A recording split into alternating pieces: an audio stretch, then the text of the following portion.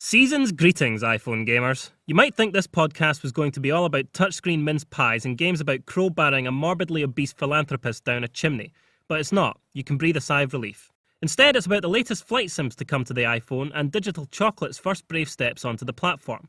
We'll also be reviewing Hero of Sparta, Grav Racer, and I Love Katamari. So put your Yuletide nonsense to one side, remove that ridiculous-looking paper party hat, and get ready for podcast number 3. All together now, bah humbug. Flight simulators are often played by people that don't normally like games and are punctuated with long spells spent gazing at the horizon. It's not exactly Top Gun, but with the iPhone offering tilt controls to help master the skies, digital aviation all of a sudden seems that much more like a life-affirming highway to the danger zone. Which is probably why this week saw the announcement of 2 new flight sims for the iPhone. Probably. The first is Battle Sky, which pulls the obvious trick of adding guns to the flight sim formula, factoring in smoking wreckages and diabolical grins to the mix in the process. It's a great looking title so far, and the tilt controls look smooth and twitch free. Hopefully there will be a decent selection of aircraft to choose from when this title gets its pilot's license on the App Store. Watch this space, or Sky rather, for a review soon. The second of 2 flight sims announced this week is Kerazone 3D, but oddly, instead of focusing in on the flight aspect, the game's unique selling point is terrain, where you can generate a nearly limitless number of living, breathing, spinning globes for you to not set foot on. The planet generator already looks like fun, so we're confident the actual piloting will be a scream too. It had better be, otherwise the developer might find itself making games about flying a cargo plane full of rubber dog poo out of Hong Kong. Sorry, couldn't resist. Moving away from men, women and their amazing flying machines, and over to Digital Chocolate and its amazing hit-making machine. The company that has brought more fantastic games to mobiles than almost any other developer finally took the eye plunge this week, and from what we can tell so far, it's been a resounding success. As game titles go, Chocolate Shop Frenzy and Crazy Penguin Catapult do about as much to excite the player before getting near the game as is possible, and if they are anything like their mobile counterparts, they will be top-drawer touchscreen entertainment. We'll be putting at least one of them through our review ringer next time, and something tells us whichever title we choose will be as sweet as a 2-ton bar of cocoa-based confectionery.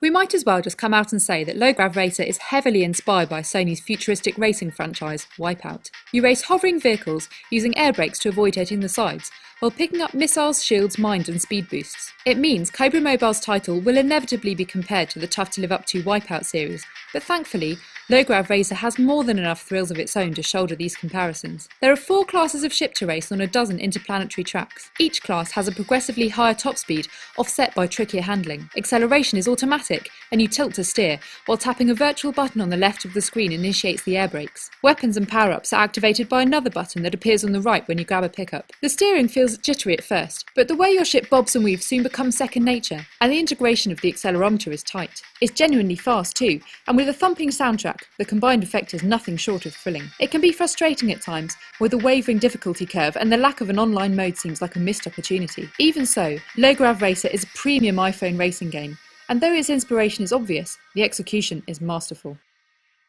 The ingenious Katamari series attacks the hardwired gathering instinct that exists in every gamer.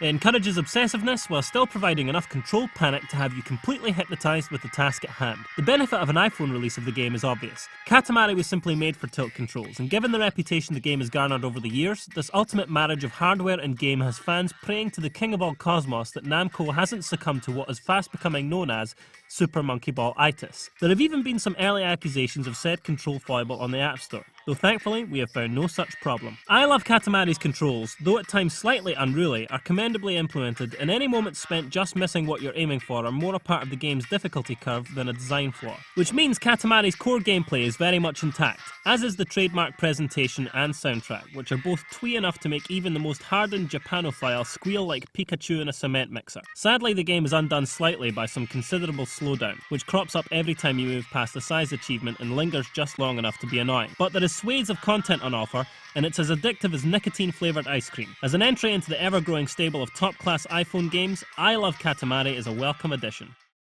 If blood, guts and glory are the way to a gamer's heart, then Hero of Sparta is a triumphant axe wound to the breastplate, but in a nice way.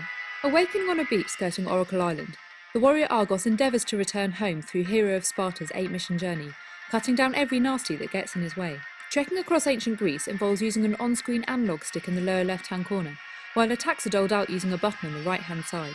The analog stick is responsive most of the time, though occasionally you need to take your thumb off the screen and then replace it to one-stick Argos from pieces of scenery. There are weapons to collect as you progress, with a scimitar, bow and arrows, and an axe joining Argos' starting sword and shield.